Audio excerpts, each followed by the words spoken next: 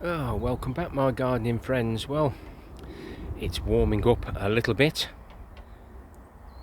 All the ice and snow is now gone, and there's signs of life with some of the bulbs starting to emerge. So January, end of January plot tour. Can't believe it's the end of January already, and it's still really hard there. I noticed one of the strawberries had pushed up. I thought it had died, but literally the frost heave had brought it up. But we've tidied all these beds up in January. Another job we was going to do at the end of January was clean the greenhouse, but with the weather as it's been, we've had a good solid 2 weeks of minus temperatures at night, so the frost has never left us. So we'll move that job on. A job for February, I need to sieve my compost, or bought compost. I bought 3 bags. Hopefully I won't have to buy any more. That's the normal sieve that I would normally use, but I'm going to use the fire guard for the long roots. I was pondering whether to cut that wire out and put it into there, but I'm not sure whether it'll fray or not. Does anybody know? Has anybody ever cut up an old fire guard to make a sifter? During January 2023 we found some compost, but unfortunately it got clay balls in different layers. It's been far too wet to actually clean that up, so we'll leave that for now. I do use clay balls in the bottom of those barrels for the giant potatoes, but this is where my giant potatoes will go this year, and some of my other potatoes, to see if we can get them as big as we can. One of the jobs for January was to sort out the strawberry cage. These are fly tipped grow tents that we found, and we've managed to find enough out of those 2 bags to complete this. Those poles down the middle now are all fastened on, and hopefully that will stop the snow sag in the middle. We'll be using debris netting at the front, up from right to left and down, and we'll create some doors so we can lift out to have a look at the strawberries. So it'll be fixed this side, because that's where the strawberries were last year, and they did really well within the cage, so I'm trying to replicate it here. And these beds are all nicely tidied up now, and I don't plant strawberries round the tree because the tree sucks every drop of water out of it, so we've planted a few bulbs, surplus to requirements from the front garden at home. We've been keeping warm when we can. We've still got lots of wood to burn. I just haven't had time to have a fire today because I've been trying to get a few more jobs for January done to make it look like I've been busy. I did 14 nights on the run gritting, which does take its toll, and you do lose a little bit of motivation.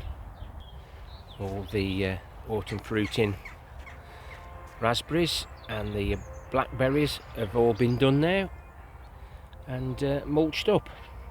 The noise is from the football ground a few hundred metres away. And I've finally managed to get the cabbage stroke strawberry cage netted, the door done. Mandamoo will be happy. I've just done a simple latch there, a couple of simple hinges there, and a little bit of debris netting, and somebody's put their big feet on it while they were doing this little job. The hinges were off some old foldable furniture. So we leave plot 1 to plot 3, and I'm looking to try and get this gate replaced in February. We managed to get all the fruit bushes, currants, gooseberries all tidied up. Just got to do the log ashes around the tops of the beds, and collect some of the 4-year-old wood chips out the paths. It's really lovely stuff, that is. You might have seen in a previous video. The worms in the underground worm farms are doing a real good job. Just started to get that material moved about, keep them covered up. A lot of these red onions now are gone rotten. There's nothing left of some of them, so hopefully the 50 odd that I've planted at home in the grow room will replace any that don't survive. You can see some really full of life, but others look very sad. This is the chance we take when we plant them in the autumn. During January we managed to tidy up all these beds, and the pigeons haven't got to the purple sprouting because they can't land on top. They can't get at it unless they fly in, so it's working at the moment, and that looks quite healthy. And since I've taken the tops out of the Brussels sprouts, they've stopped blowing. There's one in the middle of the screen there, look, that started to blow. Then the ones further up are okay, so we did that a couple of weeks ago. You can see where the frost has heaved the ground, and my big footprints. We've cleared these beds of the peas, and I'll probably end up clearing the field beans, and we'll just do a chop and drop on those. I'm certainly glad I bought the new golden gourmet shallots. These are doing really well. Just one there that hasn't appeared, or it's rotted off, because some of the others have just disappeared completely. I thought I'd had a mouse or something, but no, they've just rotted off. Nothing left of them, gone to mush. But the garlic does love the cold weather, so you're always going to have no issues with the garlic. They do love a good freeze. Always helps the cloves to split nicely. The job for February is to get the frame built using these roof laths to tidy this up, so I can get this Enviromesh back on. It's not doing it any good just lying on the ground. Nice to get that job out of the way. And all the gooseberry cuttings and the brassica roots will end up going in the green bin. We'll bring the bin up and chop it into small pieces. I started the windows in the Polytunnel, and I did ask people, do I drop it out from the bottom or drop it from the top, so the hinges bottom or top. And then one of my viewers said, you've got slidey ones at the bottom, why don't you have a slidey one at the top? I just don't know why I didn't think about it.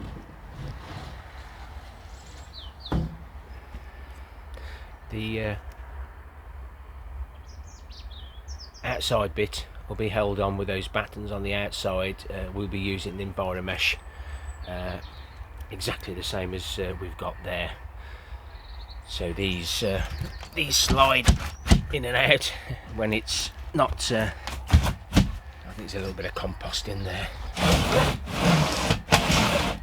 but we always leave these open during the summer. But I'm leaving these open during the winter as well. So no, pleased with that, and I've just done it so it is tight as we can, and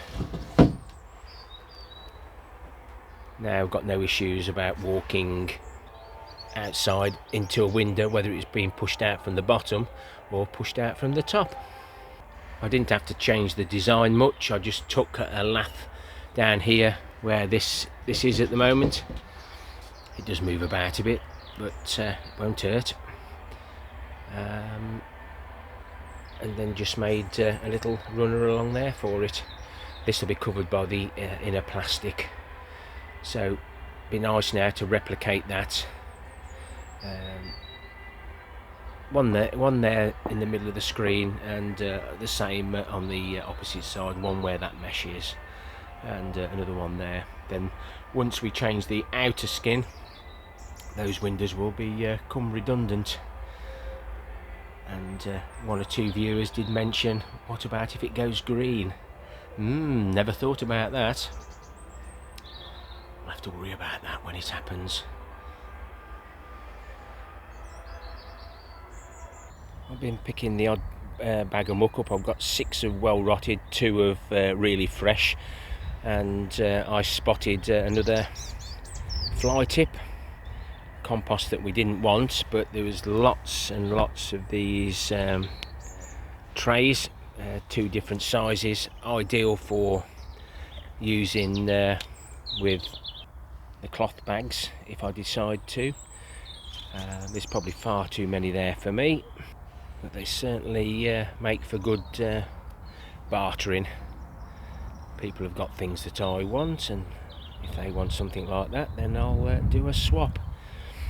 But yeah, there's a good few trays there to add to the rest that I've got. I just don't know why they throw those away after they've done the grow. Just unbelievable. You can lose your mojo over the winter months, but if you can complete something like getting this door done and getting that frame up, it certainly does keep you going. I'm getting down with polycarbonate sheets now, and these angled ones, these are the ones that I'm cutting the squares out for those windows. They make a good job, and then I can get rid of anything else that I'm not going to be using, but I'll always pick it up at the time, because you never know when you might need something, if you can find it, if you remember where we've put it. Please remember to leave a comment, thumbs up or thumbs down for the interaction, and please leave me a comment. Always nice to know what you're up to or what you're not up to. Happy gardening to you all. Till next time, my friends.